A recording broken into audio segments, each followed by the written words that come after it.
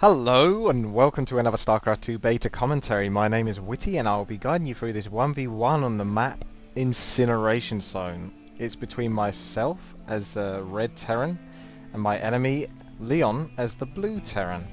Now I've recently just been promoted to Platinum League, finally, after starting all the way back down from Copper League, but that's a story that will get explained in a video that I'll upload in the very near future. But not just yet, so I won't get onto that. But I can guarantee you that this is an awesome game and you will enjoy it. It is definitely different. So there you go. That's all I'm going to say about it. But I'm very glad that this game happened because it was quite a lot of fun. Most Terran versus Terran games are rather dull. Involves a lot of camping, but that does not quite happen in this game. And you'll see what happens. But not just yet. So let's get to it then, shall we? As we can see, we're both basically doing our thing. I've gone for a 9 barracks.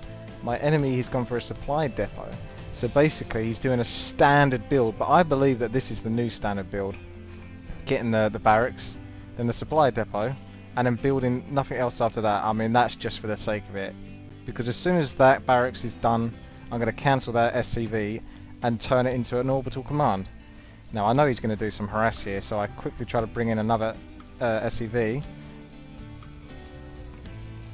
I get a little bit lucky there. I did think that I was going to get him, but I was getting concerned there before the end. So that was fortunate, he got trapped. So that's one up on me. Now, as we can see, I'm getting myself a command center very early. He hasn't even got his barracks out. You can only get a command center once your barracks is out. The reason why I'm doing this is although you lose a bit of minerals to begin with, as you can see he's got 13 SCVs, I've only got 11 SCVs. Whilst you lose some minerals, you gain it within like the first 70 to 90 seconds or so, basically, of having an orbital command. I start to overtake him on economy if I go for an early orbital command. As long as I don't lose the game straight away at the very start, it's always best to try and get yourself an early orbital command because of the mules. They bring back 270 odd minerals during their existence, whilst an SCV will only bring back about 60. So yeah, if you do the math, it's definitely worth trying to get yourself an early command center. He's only getting himself one now, as we can see. He's getting himself the odd marine or so. I can't escape with that SCV, unfortunately, because he's cleverly blocked that ramp with an extra supply depot, which is always a smart thing to do. He's getting himself a tech lab by the looks of it, whilst I'm doing the same. Now I'm going to be getting myself another barracks because I hate long games. I'm not very keen. The longer a game goes on, the more I tend to suck. The more mistakes are going to happen, basically. So I'm definitely an early game kind of player. So what I'm aiming to do is go for a lot of marauders if I can, after I've got myself a few marines, which I have done. Not that I need the marines much in a Terran versus Terran game. But yeah, focus on marauders as soon as I can. As long as I can keep pumping them out. Keeping making the mules as soon as they're available. I stress this to you. Unless you're really concerned, do a scanner sweep if you really want to see what the enemy is doing. Otherwise, always use mule. Now, the better you get the game and the more experienced you get at it, the more you're going to know pretty much what your enemy is doing without even looking at their base. It's just natural. You just sort of know in your head whereabouts they're going to be in their build order after only seeing a couple of buildings. And that is interesting, actually. He did get himself a reactor. I called it a tech lab earlier because I thought it was. It's a reactor, which means he's going to be pumping out an army relatively very soon. So he's getting himself a factory as well, so he's going to be wanting to do some push, I can assume, otherwise you wouldn't normally get a reactor. Whereas I've got myself 2 tech labs, so I'm going for the Marauder mass. Roar! Everyone loves marauders. I built a little supply depot back here, just to guard the destructible rocks, just in case he decides to come over here. You get destructible rocks here and destructible rocks here. This is sort of like a slightly quicker access to your enemy base, or an alternative route. But of course you've got 4,000 HP of rocks to go through in order to get that way. Now we've got, if I show you the map, you've got an expansion on the right bit, you've got expansion at the top bit. Now you've got an early expansion, which is a natural expansion, which are rather close to each other, and then you've got the gold bit right in the middle. It's not a bad map, this. I think it's underrated. I don't think many people are keen on it, and they instantly want to say, no, get rid of it, get out, because this is a brand new map, the first one I think for 1v1, compared to all the other ones that we've had to play with on the beta for quite a while. Now what can we see here? He's siege tank, so he's going for the siege ability. So he's going to be going for an early push. He's got himself a couple of SCVs, possibly to build some bunkers. mostly marines and the siege tanks, so he's going to be wanting to do some heavy destruction. And as ever, I had the worst luck ever. Look at this. I'm deciding to break through these rocks and then break through those rocks so I can get through to his base. But as I'm about to do this, oh, look what's going to happen. He's going to position himself nicely with the siege tank at the back, get his marines up onto the ramp. This allows him to see all of the units and structures that are up on top of the cliff. If he didn't have those marines at the top of the ramp, if he had them lower down, then he wouldn't be able to do anything with the siege tank. But as you can see, he's doing some terrible, terrible damage right now. And yeah, this has not gone well for me. So I could either go back and try and fight this, but since I don't think I'm going to stand much chance against siege tanks, he's teched up, and his tech definitely beats my tech so far.